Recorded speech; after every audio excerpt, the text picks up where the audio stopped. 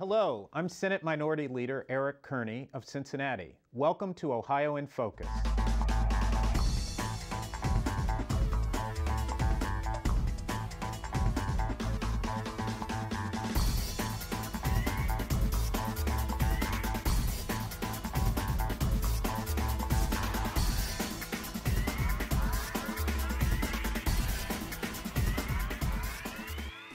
Hello and welcome to Ohio in Focus, the program that brings state government to you.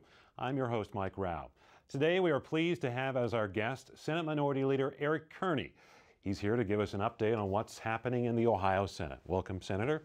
Thank you very much, Mike. I appreciate it. Let's start by talking about the governor's mid-biennium budget review, as it's called. What's your impression? Well, I'm very fascinated to learn more about it. It's currently in the House, and we'll see what version appears in the Senate. There's certain concerns that I have with respect to education and energy that are part of the budget correction bill. So I'm curious to learn more and see what the various positions will be. Well, there are multiple components of this mid-biennium budget review. One of them deals with education. And contained in that is something that's drawn some attention so far, and that's the idea of having this proficiency for third grade reading, a requirement for third grading reading requirement. So what do you think of that? Well, I'll tell you, I'm a parent of a second grader, so my son next year would face these standards. But I'm a little bit concerned about maintaining high standards for reading and making sure that our kids can read, but also not wanting to penalize kids if they're a little bit behind. So I don't want the provision to be too harsh, but I do want us to maintain high standards for our kids. And education is important. I want to make sure that kids know that there are certain standards that we have to achieve, but I'm concerned about the way it's implemented. Also, is it really fair to hold some kids who may be at low performing schools to the same standards that are given to kids that are at schools that are well performing or have more resources than others? One concern that's been raised by some people is that, following up on budget cuts were made last year to schools, here's a requirement that they must meet this new standard when maybe they don't have the resources for, enough reading teachers or tutors or so forth. Is that a concern that you maybe would like to see addressed? Well, that's a concern too, and how do you overcome those certain challenges? I mean, if a kid's having problems in second grade, it's likely that they're going to have problems in third grade. So can we address that problem in second grade? Do schools have the resources available to them in order to meet those challenges? So that's a concern that I have. Also, with the cuts that we've already experienced last year, and the impact that it's having on our schools right now. We haven't done anything that I've seen in the budget corrections bill to address the lack of funding for schools. So all of those things are kind of rolled up into this third grade proposal, and I think we have to do something about that particular issue. Another thing that's contained in the governor's education ideas is changing the way we measure the success of school districts. It's been, like excellent with distinction and different rankings. Now they want to go more to a letter format, A, B, C, and so forth. And there's been concern expressed about, how are they going to measure it and what's going to be the impact in school districts. What are you hearing from schools in Cincinnati and your part of the state on this? Well, I'm glad you asked that question because I was able to attend a meeting of school superintendents from Hamilton County, which is where I'm from. And all of the superintendents expressed concern about the new grading system. And some of their concerns were it's done in the middle of a school year, so that's not quite fair. Two, they weren't given enough notice to what the new standards would be, so they're having trouble adjusting. Three, there was kind of a simulation that they tried, a simulation to see where their school districts would end up. And many of them received a grade that they weren't happy with, and they wanted to know why that was and what they could do in order to improve their score. So I think that we need to redress that. I think the governor's office needs to step in and explain that a little bit better, maybe have a phase-in period for it. I mean, the simplicity of letter grades is attractive, right? I mean, everybody knows what an A is, everybody knows what an D is, and everybody knows what an F is.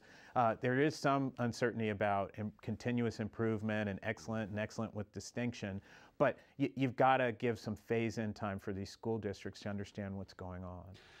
In what you've been hearing from the schools in your area, is there also a concern that if the grading system changes so that maybe fewer schools are near the top, that'll have an impact on passing school levies, have an impact on even people buying homes in those areas, because oftentimes people want to buy a house that's in a good school district? Right, exactly. Those are two excellent points. And those were also points that were raised by many of the superintendents and also by the real estate agents who said, you know, listen, this hurts our business. But you're absolutely right. People rely upon these grades to influence where they buy their homes and where they live. People want to have a certain level of confidence in the school district where they send their children. And these grades, no matter how well intended they are, the manner in which they're implemented is just unfair to many of these districts. And so that's something we'll be talking about in the Senate probably up until we go on summer recess. Right, I would imagine so. My understanding is that this budget correction bill will be handled expeditiously, and that we'll have it completed before we leave for summer recess. I also want to talk to you about another issue that may get some attention here in the Senate before we leave on summer break, and that is the issue over pensions, the state pension funds. There's been ongoing discussion about this for quite some time, some changes that may need to be made to the 5 different state pension funds to really make sure that they're viable and their finances are good going forward. There is some talk now maybe addressing some of those things in the next couple of months. What do you think might happen? Well, a couple of things. One is the pension systems are in a difficult spot. There are changes that need to be made. The longer the changes are delayed, the worse it is for the pension systems. As you know, there is a 30-year standard that they have to have the resources available to pay out for 30 years. And with the current economic environment and what we've just been through, that's been a real challenge for them. I've called on the leaders of the pensions and also representatives of those individuals that the pensions benefit. Mm-hmm. So for instance, like with the police and fire, I've written to the police and fire representatives as well as those who manage those funds and said, listen, what are some of the issues that you have? What are some of the concerns that you have about the pension plans? And let's see if we can move expeditiously. Let's get this done now so that we don't lose any money and so that there's not any instability in the pension system, because ultimately we want to make sure that those people who are guaranteed a benefit receive that benefit. There has been also in recent years talk about whether or not there should be pensions or not pensions for public employees, but I'm guessing that you're in the camp that think we should maintain the pension Right, systems. I think we should maintain the pension system because, I mean, that's the system that we promise to people. Mm-hmm. It's up to us to maintain its integrity. I know that some people want to move to 401ks and IRAs and various other financial instruments or things like that. But in Ohio, we've got some very strong systems. The system has worked well. We need to tweak it a little bit now, and we need to move forward with that. Do you think this is going to get done at least in the Senate before summer, or what? Well, I've had 2 discussions with President Niehaus about it. I think we're of a like mind that we need to move forward quickly if we have the agreement and buy-in from the representatives that I spoke of earlier. President Niehaus has indicated that he feels the same way, so I hope that in the Senate we can have a bipartisan approach and that we can move forward with the pension systems quickly. Okay. Well, thanks, Senator Kearney, for bringing us up to date on the budget and the state pensions, and I'm sure in the coming weeks we'll talk about some more stuff that's going on here in the Senate. Okay. Thank you very much, Mike. All right. Well, you can follow Senator Kearney and the rest of the Ohio Senate Democratic Caucus on Facebook and at ohiosenatedems.blogspot.com. Thanks for watching Ohio in Focus.